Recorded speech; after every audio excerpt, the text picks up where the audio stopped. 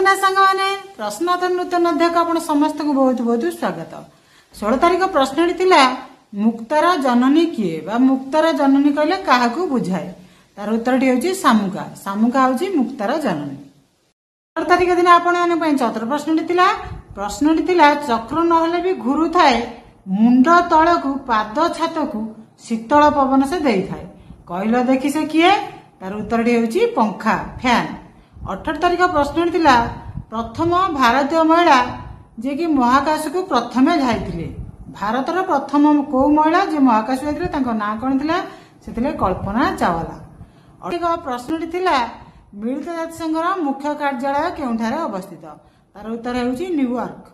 New York ठारे मिलित जातिसंघर मुख्य कार्यालय अवस्थित। प्रश्न थिला ओडिशार वाणी क्षेत्र कहले केउ स्थान को बुझाए। तार उत्तर होची जगतसिंहपुर। ओडिशार वाणी क्षेत्र होची जगतसिंहपुर। 21 तारिख दिन आपण माने भाई सुंदर हस कथाटी थिला। आशा करछि प्रश्नोत्तर नूतन वीडियो आपण समस्त को भल लागिथिबा। वीडियो भल लागिथिबा चैनल को सब्सक्राइब करंतु। वीडियो को लाइक शेयर कमेंट्स करंतु। Thanks for watching. पुणी देखा नेक्स्ट वीडियो रे।